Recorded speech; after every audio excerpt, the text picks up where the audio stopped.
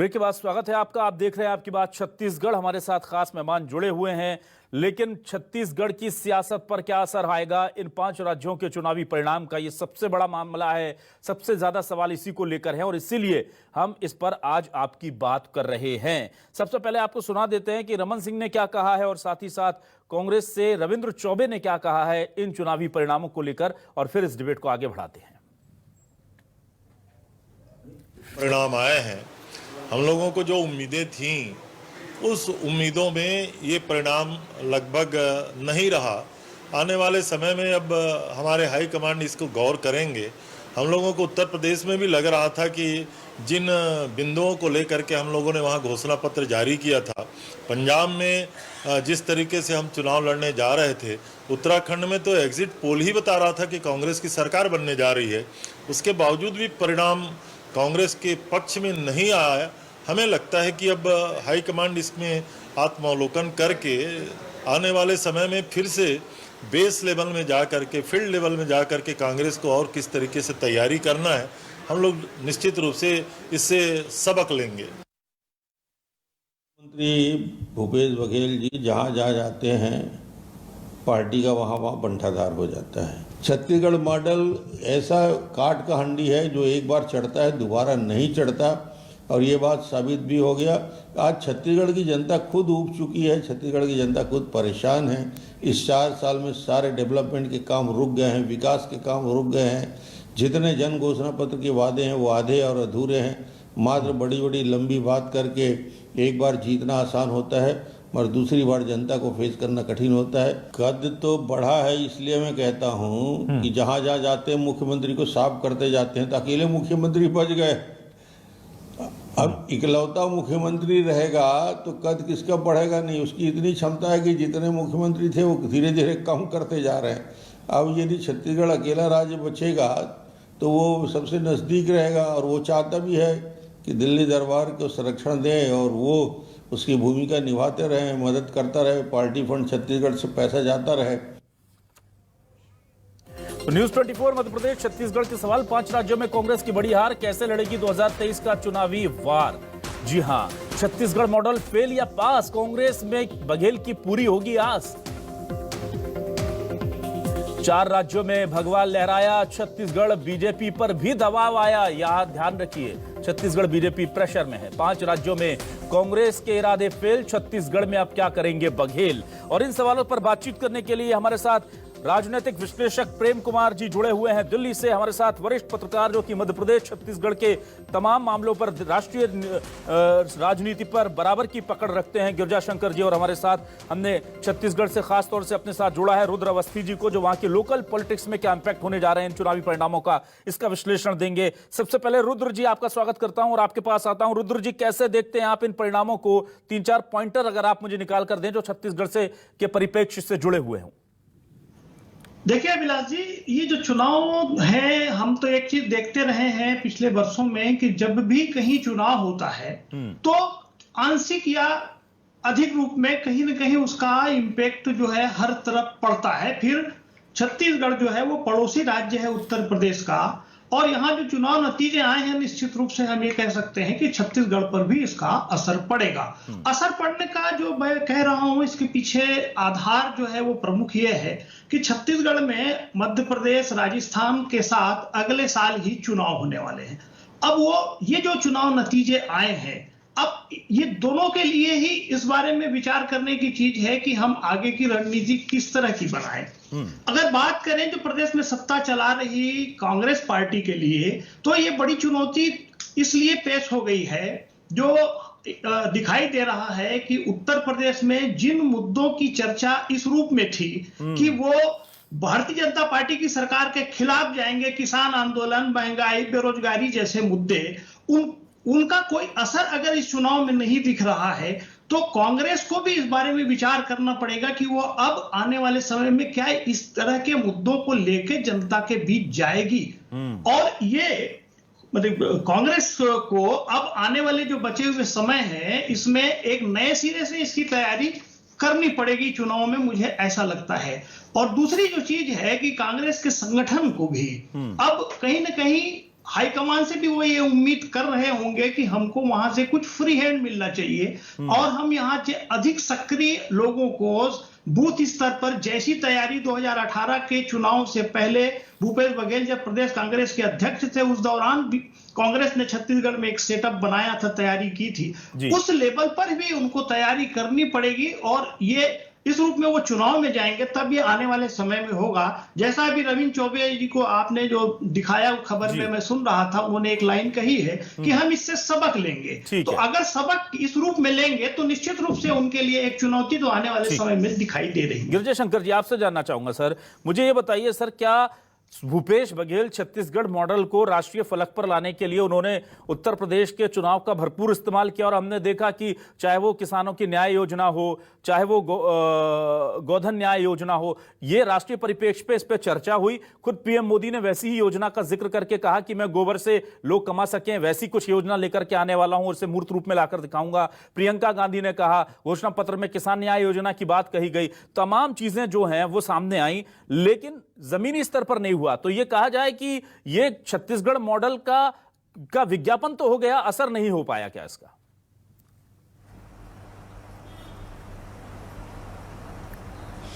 देखिए, छत्तीसगढ़ उत्तराखंड, पंजाब, गोवा, मणिपुर और उत्तर प्रदेश से भी थोड़ा सा हिस्सा उत्तर प्रदेश का जुड़ता है छत्तीसगढ़ से, लेकिन छत्तीसगढ़ से इन राज्यों की भौगोलिक दूरी बहुत अधिक है। दूसरी बात जो है, वो जो बात मध्य प्रदेश पर लागू होती है वो छत्तीसगढ़ पर लागू होती है। छत्तीसगढ़ में बाइपोलर पॉलिटिक्स है, कांग्रेस और बीजेपी। बाकी राज्यों में मल्टीपोलर पॉलिटिक्स है, वहां और भी राजनीतिक दल हैं। तो छत्तीसगढ़ में की राजनीति उस तरह की नहीं है जो उत्तर प्रदेश, पंजाब या दूसरे राज्यों की है। तो जाहिर है कि उसका कोई सीधा प्रभाव मतलब छत्तीसगढ़ की राजनीति पर पड़ेगा या चुनाव पर पड़ेगा, ऐसा नहीं है। यहाँ भी चुनाव 1.5 साल बाद है, 1.5 साल बाद तक तो कितना पानी बह जाएगा और इन चुनाव के परिणामों को कौन याद रखता है। 1 महीने बाद आपको याद नहीं रहेगा कि इन चुनाव परिणामों का क्या असर है। तो इसलिए उसका कोई बहुत महत्व नहीं है। 2023 का चुनाव जो छत्तीसगढ़ का होगा, उसको छत्तीसगढ़ के जो बीजेपी और कांग्रेस दोनों के लिए एक अलग किस्म की चुनौती है। जिन 4 राज्यों में बीजेपी ने जीत हासिल की है, वहां पर उसने अपनी सरकार रिटेन की है। उसने किसी को सत्ता से बाहर करके सत्ता में वो काबिज नहीं हुई है। वो चुनौती छत्तीसगढ़ में नहीं है। छत्तीसगढ़ में आपको कांग्रेस की सरकार को सत्ता से बाहर करके सत्ता हथियाना है। सत्ता में आना और सत्ता रिटेन करना है, दोनों में बहुत फर्क है। और कांग्रेस की चुनौती जो है वो पंजाब की तरह चुनौती है। जिस तरह पंजाब में उसके सामने चुनौती थी कि वो अपनी सरकार को रिटेन करे, वो चुनौती छत्तीसगढ़ में रहेगी कि भूपेश बघेल सरकार अपने को उस चुनाव में रिटेन करे। अब देखना यह है कि जिस तरह का बिहेवियर हाईकमांड का पंजाब को लेकर था, क्या वैसा ही कोई सिलसिला छत्तीसगढ़ में चलाते हैं क्या? यदि वो चलाती है तो फिर वो चुनौती भूपेश बघेल की और बढ़ जाएगी, क्योंकि जो नेतृत्व को लेकर एक वहापो छत्तीसगढ़ में कांग्रेस के अंदर बना हुआ है, 2.5 साल का है या नहीं है, इसको लेकर बहुत सारे कंफ्यूजन और बहुत सारी चर्चाएं चलती रही हैं। तो ऐसे दौर में यदि पार्टी हाईकमांड जिस तरह पंजाब में सिद्धू को लाकर जो बहुत सारी चीजें की, यदि उस तरह की कोई निर्णय या कोई इस तरह के कदम छत्तीसगढ़ में उठाती है तो कांग्रेस को बहुत बहुत भारी पड़ेगा। तो यहां पर चुनौतियां बाकी राज्यों से बिल्कुल अलग हैं। और आने वाले 1.5 साल में काफी वक्त है कि जब चीजें बहुत बदलेंगी और चुनाव का सिनेरियो बहुत अलग तरह से तय होगा। ठीक है, प्रेम कुमार जी, आपने चूंकि उत्तर प्रदेश चुनाव को बहुत माइन्यूटली फॉलो किया है, मुझे यह बताइए कि यहां पर बहुत साफ एक पिक्चर खींच दी गई थी, बीच में एक लकीर थी। एक तरफ धुर हिंदूवादी भगवा के धर्म से जुड़े हुए मुद्दे थे जिनको लेकर के बीजेपी तूफानी प्रचार प्रसार कर रही थी, और दूसरी तरफ हम देख रहे थे कि मूल मुद्दों की तरफ लौटता विपक्ष था। चाहे वो रोजगार की बात हो रही थी, किसान की बात हो रही थी, गायों पशुओं से परेशानी की बात हो रही थी, जो असल मुद्दे होते हैं। और एक बार को ऐसा लगा कि पता नहीं कौन सा मुद्दा क्या देश की सियासत में वापस मूल मुद्दे आने जा रहे हैं या धर्म के मुद्दे अभी और चलते रहेंगे।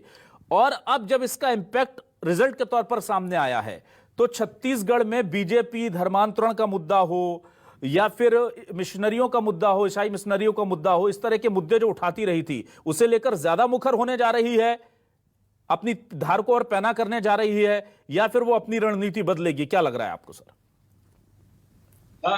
उत्तर प्रदेश में अभिलाष जी जो भारतीय जनता पार्टी को जीत मिली है तो उसमें एक दो बातें हैं कि बीजेपी का एक प्रो इनकम्बेंसी वोट पैदा हुआ। प्रो इनकम्बेंसी मैं पहली बार इस्तेमाल कर रहा हूँ बीजेपी, लेकिन करना पड़ेगा क्योंकि बीजेपी का वोट शेयर पिछले चुनाव में 39% था और ये अब 42 हो रहा है, प्लस भी होता दिख रहा है, प्लस माइनस जहां भी स्थित। तो ये जो बढ़ गया वोट बीजेपी का जी, ये हम में से किसी ने नहीं सोचा था कि ये बीजेपी का वोट बढ़ जाएगा। नई बात हुई। दूसरा है कि मुद्दे जो बेरोजगारी के मुद्दे और दूसरे वो तमाम मुद्दे जो विपक्ष ने उठाए वो मुद्दे चले हैं। इसी कारण समाजवादी पार्टी 22% से 35% के स्तर पर आई और ये स्थिति सामान्य तौर पर सत्ता बदल जानी चाहिए थी इतना परसेंटेज ग्रोथ होने के बाद, लेकिन ये नहीं बदला। तो इसकी वजह ये है कि बहुजन समाज पार्टी ने अपना तकरीबन अपने आप को खत्म करते हुए सारा का सारा उसका वोट जो है भारतीय जनता पार्टी को ट्रांसफर हुआ है, जो 23% से गिर करके 12% के स्तर पर आ गया। तो यही वो वोट बैंक था जिस वजह से बीजेपी बची है। ये एग्जैक्टली आप इस रूप में न ले, कोई अपना 100% वोट ट्रांसफर नहीं कर पाता है, लेकिन कि जो वोट समाजवादी पार्टी ने अर्जित किया एंटी इनकम्बेंसी के तौर पर, उसकी भरपाई कहीं और से हो गई। ये इसका इस रूप में लिया जाए मत। तो अब है कि इसका छत्तीसगढ़ या दूसरे प्रदेश में असर पड़ता है। बिल्कुल, देखिए छत्तीसगढ़ ने तो सीखा है, राजस्थान ने भी सीखा है। वो मुद्दे जो समाजवादी पार्टी ने यहाँ उठाए ओल्ड पेंशन स्कीम का और वो मुद्दा काम किया है, इसके उस मुद्दे को छत्तीसगढ़ ने भी अडॉप्ट किया, राजस्थान ने भी अडॉप्ट किया। तो उत्तर प्रदेश की सियासत का असर वहां पड़ चुका है। तो आने वाले अब बीजेपी उस तौर तरीकों को अपनाती है या नहीं जो उत्तर प्रदेश में उसने अपनाए।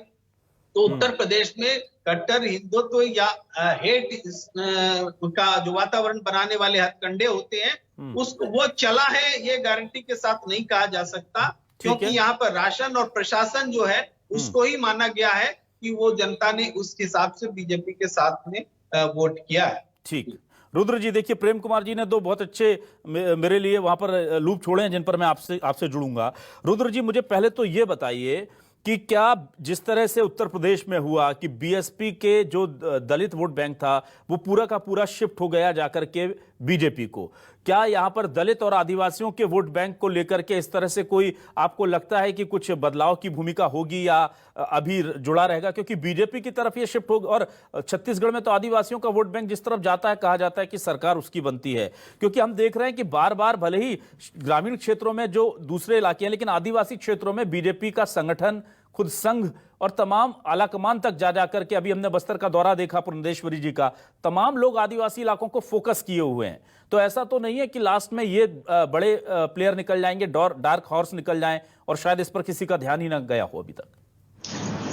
नहीं अभिलाष जी, देखिए अगर छत्तीसगढ़ राज्य बनने के बाद 2003, 2008, 2013 और 2018 के चुनावों का ट्रेंड हम देखें तो ये साफ दिखाई देता है। देखिए यहाँ भी जो गिरिजाशंकर जी ने कहा, मैं उसी बात को आगे बढ़ाऊंगा कि यहाँ भी बाइपोलर चुनाव है, दो ही पार्टियों के बीच भी मुकाबला रहता है। बहुजन समाज पार्टी बहुत पहले से यहाँ सक्रिय रही है, लेकिन अभी वो उसका कोई चुनाव पर बहुत इंपैक्ट हो कि वोट बैंक पर ये दिखाई नहीं देता। 2003 में जब सरगुजा और बस्तर दोनों ने, मतलब जो आदिवासी बेल्ट है उसने बीजेपी का साथ दिया, उसके बाद लगातार बीजेपी 15 साल तक छत्तीसगढ़ में सरकार बनाई। अब पिछला चुनाव देखिए आप, ये पूरे दोनों क्षेत्र जो है वो कांग्रेस के साथ खड़े थे।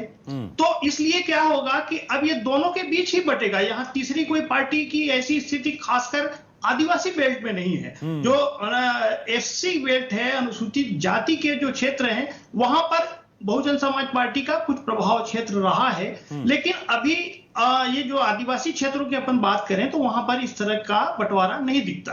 तो ये स्थिति आएगी कि आने वाले समय में आपने जो बात कही कि आदिवासी क्षेत्रों में भी भारतीय जनता पार्टी का संगठन बहुत सक्रिय है, निश्चित रूप से सक्रिय है। यहाँ पर कई बड़े नेता भी भारतीय जनता पार्टी ने दिए हैं अपने समय के, लेकिन अभी उनको इस नए सिरे से ही वहां पर फिर से तैयारी करना पड़ेगी। पुरंदेश्वरी देवी जो लगातार यहाँ दौरा कर रही हैं और वो क्लास ले रही हैं एक तरह से पार्टी के लोगों की, उसमें वो यही चीज समझाने की कोशिश हो रही है कि यहाँ भी कुछ ऐसा हार्ड मुद्दा उठाए। अब देखिए उत्तर प्रदेश और अगर छत्तीसगढ़ को आप कंपेयर करेंगे इस मामले में, तो यहाँ फिर से परिस्थितियां भिन्न है। यहाँ अब तक के चुनाव इतिहास में ऐसे कभी भी आपको नतीजे नहीं दिखाई देंगे जिसमें धार्मिकता के मुद्दे पर या इस तरह की गोलबंदी, इवन जातिगत गोलबंदी के भी बहुत बड़े उदाहरण नहीं है जो बहुत ज्यादा चुनाव को प्रभावित करते हो। यहाँ के मुद्दे थोड़े अलग से हैं। और एक बात और भी मैं कहना चाहता हूं कि जो अभी गिरिजा शंकर जी ने कहा कि छत्तीसगढ़ में एक ऊहापोह की स्थिति बनी हुई थी, निश्चित रूप से जब से उत्तर प्रदेश के चुनाव की घोषणा हुई उसके बाद से इसमें विराम लगा है और लोग बहुत सारी कयासों के साथ इंतजार कर रहे थे इन नतीजों का। मुझे लगता है कि अब इसमें पंजाब जैसा कोई प्रयोग शायद कांग्रेस न करे और यहाँ जो स्थितियां चल रही हैं उसको वो लगातार अभी सिलसिले को जारी रखे। ये रणनीति शायद कांग्रेस अपनाएगी, ऐसा लगता है। गिरिजा शंकर जी, एक बड़ा सवाल मेरे मन में ये था, कल जब हम देख रहे थे कि बजट आया तो देखिए ओल्ड पेंशन स्कीम को लेकर के सरकार ने कोई पत्ते नहीं खोले थे। जब राजस्थान के बाद हमने बात की थी, खुद सीएम भूपेश बघेल से हमारे संवाददाता ने सवाल किया, जानना चाहा कि आप लागू करेंगे, तो उन्होंने कहा हम देखेंगे क्योंकि उसके लिए हमें बहुत ज़्यादा स्टडी करनी होगी। और अचानक से बजट में हम देखते हैं कि ओल्ड पेंशन स्कीम जो है वो लागू कर दी जाती है। हम देखते हैं वकीलों के लिए सौगात दे दी जाती है। हम देखते हैं विधायकों की विधायक निधि जो है दोगुनी कर दी जाती है, सरपंचों को सौगात दे दी जाती है। अब ये रिजल्ट देखने के बाद क्या ऐसा लगता है कि एंटिसिपेट, क्योंकि भूपेश बघेल बहुत ही परिपक्व नेता हैं, वो कर गए थे कि क्या हो रहा है और उन्हें पता था कि अब हमें इन लोगों को खुश करना है, इसीलिए ये जो बजट आया जिससे दिलदार बजट कांग्रेस कह रही है, तो ये इसीलिए जनता को दिलदार बजट नजर आया है क्योंकि पहले ही भांप लिया था भूपेश बघेल ने कि क्या अंजाम होने जा रहा है कांग्रेस का 5 राज्यों में।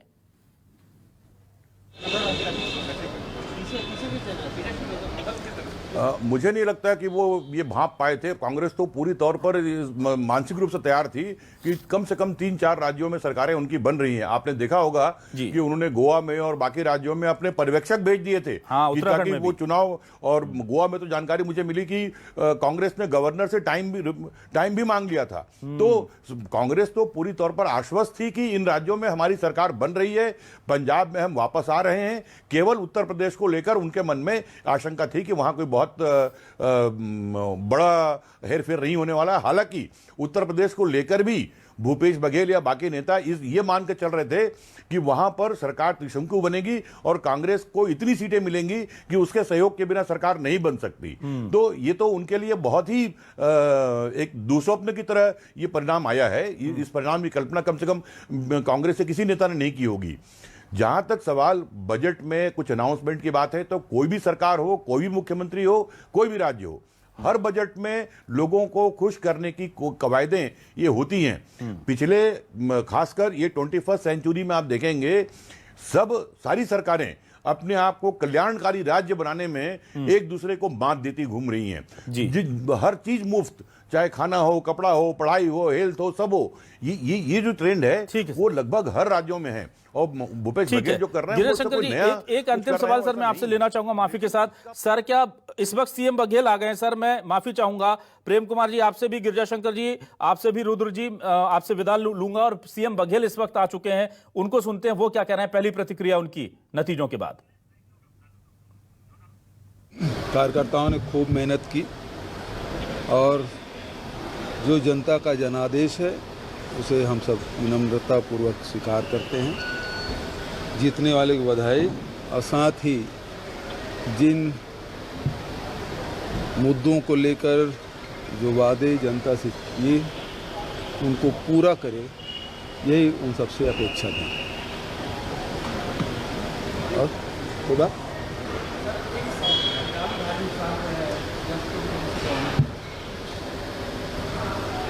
वो तो अब अलग अलग राज्यों में अलग अलग रिजल्ट आए हैं, तो बहुत सारे लोग परास्त हुए हैं, नए लोग जीते हैं, तो मैंने पहले जीतने वालों को बधाई दे दी।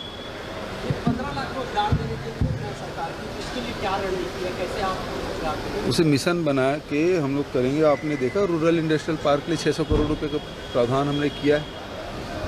औद्योगिक नीति हमारी जो बनी है उससे, और रूरल इंडस्ट्रियल पार्क, इन सब को मिलाकर नए रोजगार सृजित करेंगे। मुख्यमंत्री जो स्वास्थ्य एवं योजना है, अब निकाय क्षेत्र में आपने लागू करने वाले हैं, तो क्या जो निगम क्षेत्र में था वो सफल रहा है, क्या रिजल्ट रहा है? बहुत सफल रहा। कोरोना काल में भी जो हमारा मेडिकल मोबाइल यूनिट है, शहरी स्लम योजना है, दायदी क्लिनिक योजना है, 8 बाजार क्लिनिक योजना है, ये काफ़ी सफल रहा है और लोगों की डिमांड रही है, तो इसको विस्तार करने का आवश्यकता है, किसी नगर पंचायत तक ले जाएंगे। ठीक है, थैंक यू।